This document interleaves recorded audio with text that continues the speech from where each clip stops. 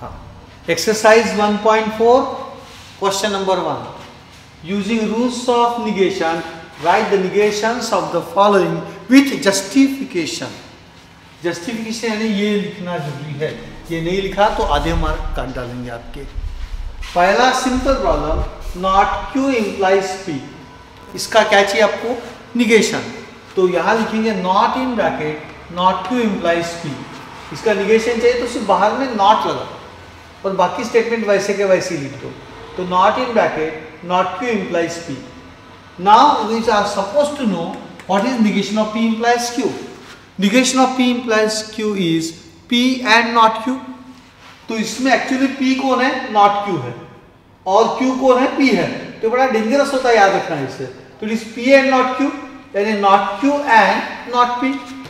Not Q and not P, क्योंकि इसमें P है नॉट क्यू और क्यू है पी।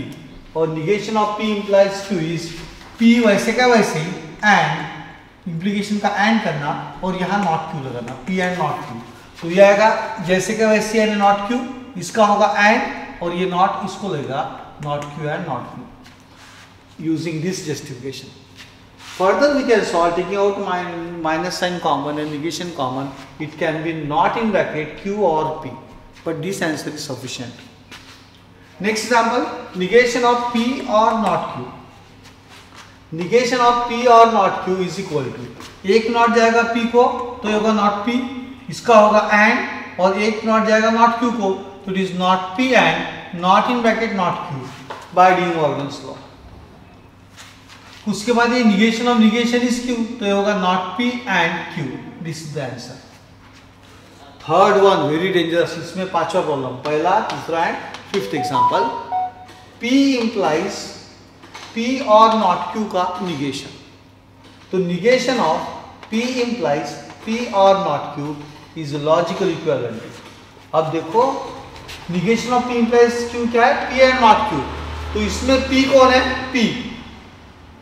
P कौन है? P। लेकिन Q कौन है? P और नॉट Q।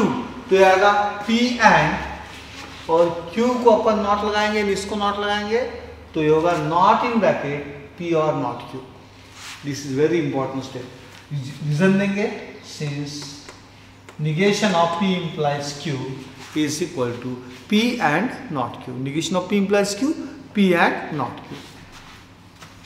नाउ ये नॉट अंदर जाएगा तो होगा P एंड, ये होगा नॉट P और का होगा एंड, और ये नॉट ऑफ नॉट Q यानी Q by De Morgan's laws. इसे यहां रिपीट करता हूं, इसका निगेशन यानी P एंड नॉट Q, यानी P वैसे ही रहेगा, यहां एंड हो जाएगा और ये स्टेप को नॉट लगेगा, तो आएगा नॉट इन ब्रैकेट P और not Q। That's all my friends.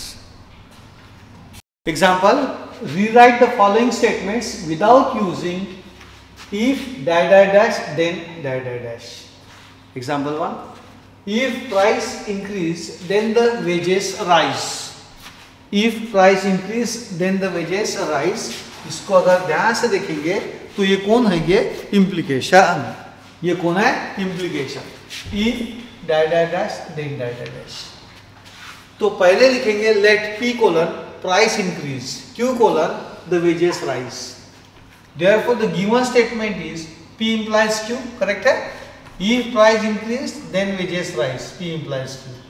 अब मुझे इसी का लॉजिकल मीनिंग वाला स्टेटमेंट चाहिए जिसमें if और then नहीं यूज करना है। if और then नहीं यूज करना है, तो मैंने एक फॉर्मूला ढूंढ के निकाला। P implies Q का लॉजिकल मीनिंग है नॉट P और Q। P implies Q का लॉजिकल मीनिंग क्या है? नॉट P और Q। अब इसको वर्बल स्टेटमेंट दिया।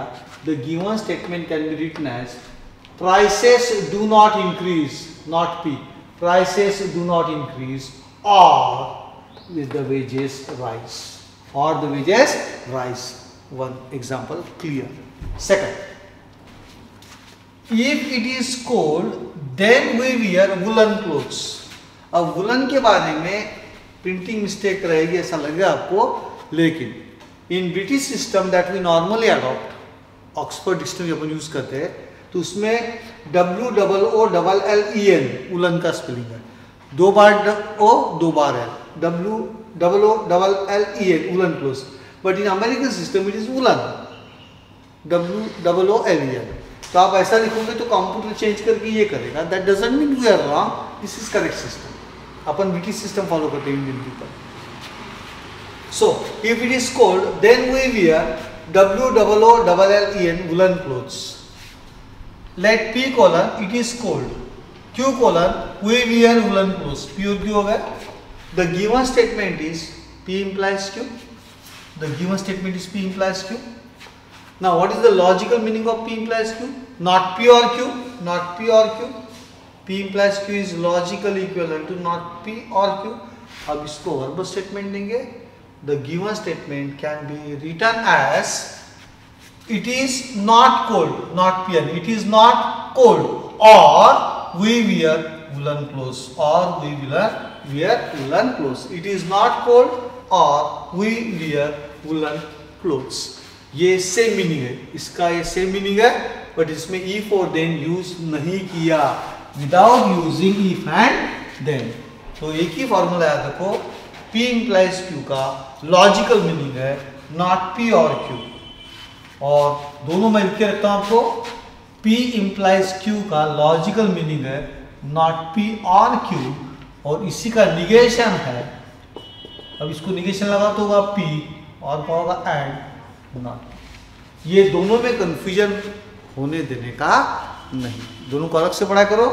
P implies Q not P और Q, negation of P implies Q, P and not Q।